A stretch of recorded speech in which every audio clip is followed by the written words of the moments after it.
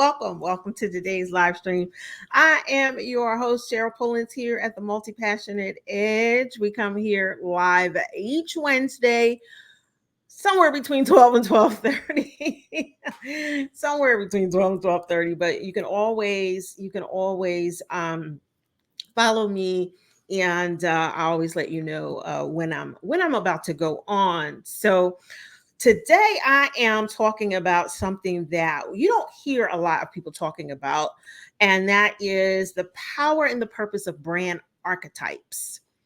Brand archetypes. And of course, before I get started, I want to share, I like to share my little gems in the mainly in the beauty space, the beauty space, the skincare space. But today I have something really special because it was sent to me from a young lady in South Africa. She reached out to me and asked me if she could send her products to me. And I said, absolutely, of course you can. And she did, and I received them. And I just got an opportunity to use them. And let me tell you, they're awesome. So it's called Glow Looks, and she sent me the shampoo. She sent me the cream conditioner, and she sent me the sealant butter. The sealant butter. Sealant butter. I don't know if you can really these these little fangled cameras get funky when you get up too close on them. But Glow Looks, there you go. And it is a fantastic product. I will tag her in the comments. I told her that I was going to talk about her products today. I like them because um, you may or may not know, about a year ago, I went natural. And I had not been natural since 1999. That was the last time I had gone natural. And I went natural. And, I've tried all kinds of products. Some I like, some I kind of like, some I stuck with, whatever. But I never really found anything there. I was like, there was always something wrong with one of them, for me. But she nailed it for me in the three areas that are important to me, which is how it goes on my hair, how it manages my hair, whether or not it leaves that white residue, and also smell. I'm very sensitive to smell. Um, I'm very triggered by certain fragrance, and this very minimal smell and a very on the conditioner in particular, I remember, very clean type of smell, very clean but faint. So I'll be sure to tag her in the comments, so you could just go reach out, celebrate, do whatever it is that you amazing people do. Now let's get into it about this brand archetypes. Now, before I jump into that, I want to remind you, hey, Coach Janice, I want to remind you that October the 26th, oh Lord, no, October 23rd to the 26th, we're doing the Prosper 5-day challenge. Man, I am so excited about this. It's been quite some time since I've done a challenge. I'm bringing it very different. I'm bringing a different energy. I'm bringing a different everything to this challenge, and I want you there. I'll also put the link for that in the comments. I'll probably put it in the caption. It's a complimentary registration. You can sign up for 5 days, and it's where we're going to talk about revealing your wealthy personal brand. Revealing your wealthy personal brand. This is where we're stepping into that new era I've been talking about, that rich icon era that I've been talking about. And this is where it all begins. So meet me at the Prosper 5-day challenge. I can't wait to see you there. So let's talk a little bit about these brand archetypes. Now, this is going to be a 4-part. It's going to be a 4-part series because it's too much to try to cram into one live stream, because nobody have time to sit down and watch live streams for all that time. Well, people do have time. It just depends on what's important to them, and I get it. I totally understand. So I want to be in your rotation. Make sure you put me in your rotation each Wednesday around 12 noonish. I'm going to make a better effort of getting closer to 12 noon, like I said that I would. But hey, this is messy action. I'm just telling you, this is messy action, and I'm just doing it right. And of course, you can always catch the replay. You can always go to iconicwomanclub.com, put your name on the email list there. You always get direct access to the replay there, so you don't have to fishing around trying to find it. And I always try to pin it at the top of my profile on Facebook. I always try to pin it at the top. That way you don't have to go looking for it there either. Trying to make it easy for you. All right, let's get into this content. Okay. Yes, you're welcome. You're welcome, Coach Janice. You're welcome. You're welcome. So let's talk about this brand archetypes. So let me know in the comments if you've ever even heard the concept brand archetypes. Let me know if you've heard it. Let me know in the comments. Also, let me hold on one second. I'm just trying to. Okay. Also, let me know in the comments if you have heard of it, but you have no idea what people are talking about. So let me know in the comments if you've never heard the term brand archetypes, and let me know in the comments if you've heard it, but you really don't know what they are, you don't know what they mean or anything like that. And that's what I'm going to help you with. And I'm also going to help you with the idea of why you should even be using them when building your personal brand. That's, I believe, is what's really important, is for you to understand, how does this play into you and you building your personal brand, right?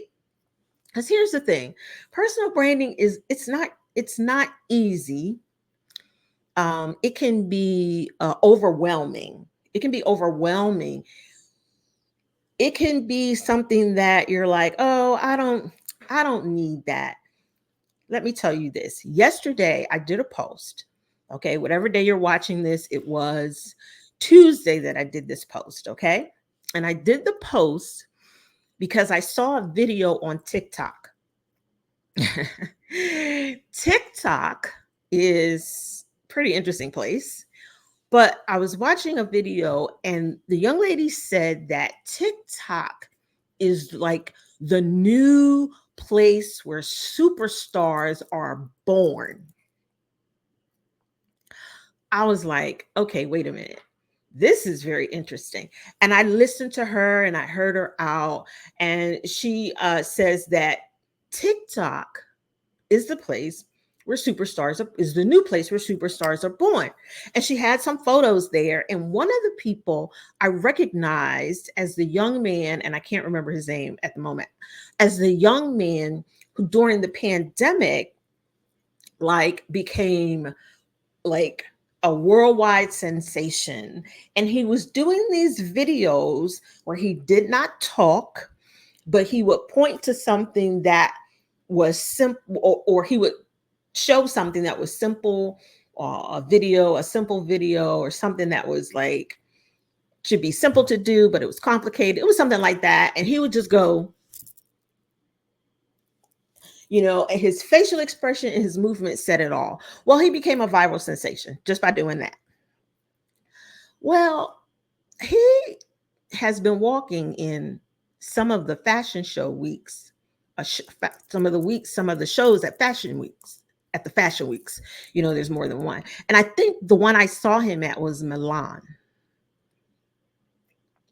So I said that to say, that in the world that we're in, personal branding is taking center stage. Your personal brand is getting you into places, it's getting you opportunities that you never before imagined that you would get, just by showing up and being who you are, saying what you stand for, communicating what you stand for, right? And doing what you love. You never thought that those three things would allow you to have such a tremendous impact on people that you could do video and never say a word and point, and you'd wind up walking in the Milan Paris Week fashion show.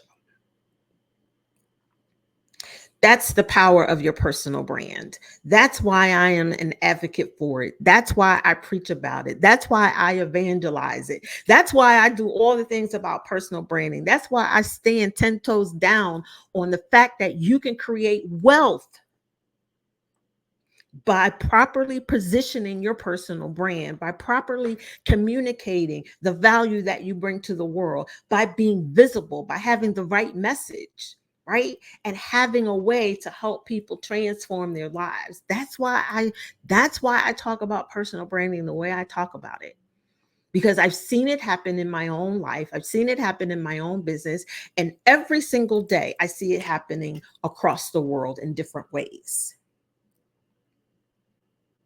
And if you are ignoring personal branding as a strategy, you are doing yourself and your business and the people you serve a disservice. There, I said it. So let's talk about this Charles. Let's talk about these brand archetypes. You'll see why I said Charles. Let's talk about these brand archetypes. And today I just want to open it up a little bit. And I want to tell you kind of like where it even came from. What's the concept around it? Who even thought of this? And it was a noted psychologist, I believe it was psychologist, Carl Jung. I don't know. It's spelled Jung. So you can I don't like to mess up people's names, even though he's no longer with us, but I don't want to mess up his name. But I think it's Carl um Ung. I think the J is silent. Don't quote me on that. I don't know. But this was his idea. And here's what he believed. And again, this is a prime example. This concept alone is a prime example of what I'm talking about when I say that what you believe and what you stand for can outlive you. This is a prime example of it. We are here following and learning about brand archetypes from someone that's long gone, right? But this belief, this thing that he stood for has outlived him. And what he believed is that our minds have common ideas and symbols that we don't learn, but that we're born with. Common ideas and symbols that we're born with. They're just like magically already implanted in us, in our DNA, and how we think, right? And he calls these shared symbols archetypes. So if you wanted to make it really simple, you could say archetypes are shared symbols. They are mental blueprints that everyone recognizes because they're part of our shared human experience. So archetypes are shared symbols or blueprints that people recognize because these symbols, these archetypes are part of a shared human experience. Now, I want to show you this. I have to show you this right now as an example because it's on me and I'm just flowing. And the example is an icon is a shared symbol. In our minds, we have what an icon is supposed to be or who an icon is, right? So when you say the word icon, people automatically think of certain people. And the reason why icon is a type of archetype is because it's based on one of the 12 archetypes that we're going to talk about, which is ruler or queen or icon. But it's based on that ruler archetype. And we're gonna talk about that when we get to talking about the different archetypes over the next few live streams. We're going to talk about the ruler archetype, which would be equivalent to our icon. Okay, it's going to be equivalent to that. But that's what an archetype is. It is basically a type of shared symbol that is easily recognizable. It's a mental blueprint. And here's the other thing I want to say to you when I talk about uh, being an icon, right? That as an archetype, and that we have a certain perception of what an icon is. Well, babe, I'm here to help you shift the paradigm, or the paradigm, like my brother likes to say. I'm here to help you shift that, because I want you to see yourself as an icon. I want you to see yourself. That's part of my whole message. You don't have to look to other people, when it comes to being iconic. I want you to see yourself in that way. Right? Because I want you to know that everything you need is already inside of you to be the amazing, incredible, iconic person that you were born to be. That you can be on the cover of magazines, that you can be on the New York Times bestseller list, right? That you can be on podcasts and shows, that you can have your own show, your own podcast, your own magazine. Oprah did it. Yes, she used certain opportunities and platforms to get where she wanted to go, but ultimately she owned her own. You have the power to do it. And she did it by leveraging her personal brand. She leveraged her greatest asset. Your greatest asset that you have is your personal brand. All right. So, brand archetypes. Brand archetypes. That's what we're talking about. They show up. They show up in a lot of different ways. They show up in movies, they show up in books. Archetypes help us to understand ourselves, our motivations, and they help us understand the world around us. They're universal in nature. When we think about movies, now I love movies. I'm obsessed with movies, right? We saw a movie the other day. It was okay. It was about AI, but it was all right. But movies, they have a hero, right? A hero is an archetype. Just like I mentioned, the ruler, the queen is an archetype. Okay? And I'm really excited about getting into these archetypes, and we're going to be doing that over the next few weeks. So I want to share just a couple more things with you, and then we'll call it for today. Okay? All right. So remember I talked about an archetype and hero being an archetype. We see that a lot in Star Wars. We see a lot of this archetype framework in Star Wars. We have the hero. Who's the hero? Who's the hero in Star Wars, right? It's Luke Skywalker, I would imagine, and then there's some other heroes eventually that branch out. But when it comes to brand archetypes, when it comes to your branding, archetypes play a role. And the role is you use them for storytelling, right? You use your brand archetype to create emotional connection. You use brand archetypes in your messaging, because it helps to create that consistency, because you're telling a story, and you're telling a story about one main character in particular, right? And that main character is your audience. It's not you, it's your audience, right? And also, brand archetypes help you to differentiate yourself in the market. Now, my perspective on differentiation is very simple. My perspective is when you are being yourself, you are differentiated. But most of us are not being ourselves. We're mimicking. So we're no longer differentiated because we water ourselves down by acting like other people, being like other people, showing up because someone does it that way. You think you should do it that way, but the way you should really do it is the way that you would do it. Okay.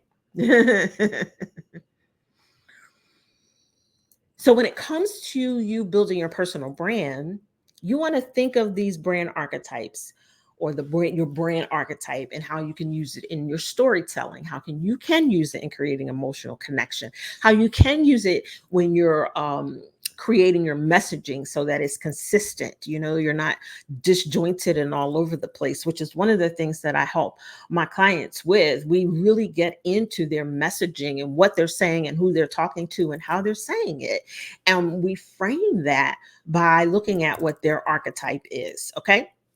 And then that idea of differentiation in the market and how you can use this idea of a brand archetype to do that. So that is, hey, all right, hold on. Okay, there's people. I had to jump back over to my comments. So tell me what you think in the comments. Tell me what you're thinking about brand archetypes. Tell me. So before we go, I'm going to give you the 12 brand archetypes. I wasn't going to, but I'm going to give them to you. And then I want you to do a little homework. I'm going to send you with a little homework. And I want you to go and do a little research to see if you identify with any of these archetypes. So before I do that, hello, Angel, Pastor Angel, Latanya, Tracy. Hi, Tracy says, I love brand archetypes. Hello, Theron. Hello. Happy Wednesday to you. Hello, Pastor Jen. So awesome to see you. Thank you so much. I like to share my people. I like to share the love. I'm sharing the love. Happy Wednesday. Love brand archetypes. Yes, yes, yes. Hello, gorgeous. Yes, thank you. Tracy says, absolutely gorgeous. Yes, yes. The more I watch Dynasty, the worse I get. But that's another story. Latanya says, hello. And Dr. Angel says, hey, beautiful. And Coach Janet says, hey. So I'm going to give you these 12 archetypes, and this is going to be your homework. I want you to do a little research. Just do a little research to see which one of these you identify with. Matter of fact, if you are on my email list, if you go to iconicwomanclub.com, I'm going to send you a little graphic that you can use that'll make it easy for you. Okay. So go to iconicwomanclub.com, make sure you're on the email list, and I'm going to send that to you so you can sort of make it easy. But in the meantime, I'm going to give you these.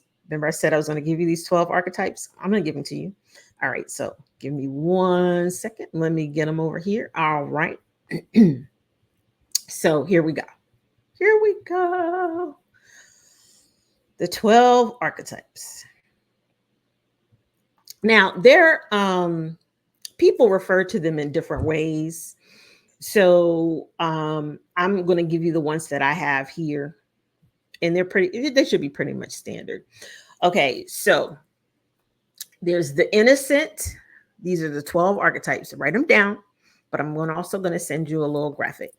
The innocent, the everyman or the girl next door, the hero. Remember we talked about the hero, the caregiver, the explorer, the outlaw rebel, the lover, right? The creator, the jester, the sage, the magician, and the ruler, which is absolutely my favorite archetype. Of course, it would be ruler, queen, icon. I'm going to give them to you one more time. You can always go back to the replay and watch, but also you go to iconicwomanclub.com, you're going to get the little graphic and they're all going to be there. The innocent, and I'm going to get that to you today. the innocent, the everyman or the girl next door, the hero, the caregiver, the explorer, the outlaw, the lover, the creator, the jester, the sage. Also, when you think of, say, mentor, the magician, the ruler. Okay. So those are the basic 12 archetypes that are typically used, and they're used in a lot of different ways. You'll see them referred to in different things in different ways, but those are pretty much the standard 12. Um, oh, I love it. Tracy says that she says I'm the creator and magician, and ma'am, you are. You create magic with your camera. You definitely are. You create magic with your camera so that Keandra, she says, hello, late, but I'm here. Hello, hello, never late. Never late. Awesome, awesome, awesome. So yeah, Tracy, she's laughing about the fact that she creates magic with her camera, which she does. So those are the 12 archetypes, and we're going to dig into them over the next few weeks. But I want you to take those 12 and I want you to do a little self reflection and discovery to see which one, or because I love, let me say this before we go. I love what Tracy did is she said she was creator and magician, because we do have a primary and a secondary, and honestly at any given time you might be something other than your dominant ones. I am a consistent combination of ruler and sage, queen and mentor. That's what it would be. I'm consistently, those are my dominant ones consistently. But there are times where I can tap into creator, especially when it relates to writing, but I still write it. Here's where it gets really juicy. Oh, I can't wait for us to talk about this. But I still write it from the ruler, sage, or queen mentor position. Okay. So while I'm dropping into the creator to do the writing, I'm still using the voice and the messaging of the ruler mentor, the ruler sage. Okay. Okay. So I'm glad we went that direction. Thank you, Tracy, for sharing that you have two, because it allowed me to show you how you have a primary and a secondary and how they work in tandem, and how they are the dominant ones that really control how you maneuver and navigate throughout the world, and how you potentially tap in to all the other archetypes. Awesome, awesome. Tracy says, I have to look that up. I have to look up Sage. Yeah, look up Sage. Look it up. Look it up. Look it up. Also, she says, oh, yes, you totally are. I totally am. Yes, Sage is also known as mentor. Yes, yes, yes. And, I learned that. I learned about brand archetypes. I learned my archetypes when I was doing this work over a decade ago. It was over a decade ago when I was walking through this personal branding work, and learning how to use it as a real strategy in my business. And that's when I learned what my archetypes were and what felt authentic to me. And the other part about these archetypes is is that um, it allows you to be authentic to who you are. So you're no longer trying to be like anyone else. You're just trying to be more of yourself. And that is what iconic is about. That's what being iconic is about. It's about giving yourself permission and giving yourself the opportunity to be more of who you were created to be. That's what it means to be iconic. My definition of being iconic is that it gives you the opportunity to be more of who you were created to be. It gives you the opportunity to be authentic to who you are.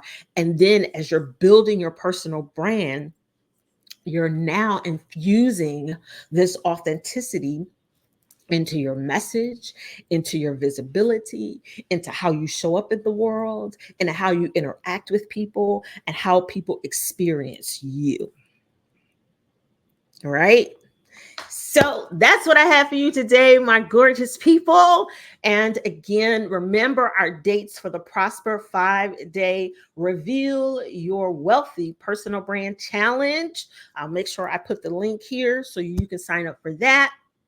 And I hope this content was great for you. I can't wait to come back for part 2 of this series. And I'm going to introduce you to a few of my favorite brand archetypes. I will see you next time. Hey, Kim. Hi, friend. Good to see you. It's time for us to have coffee. Okay. Bye, everybody.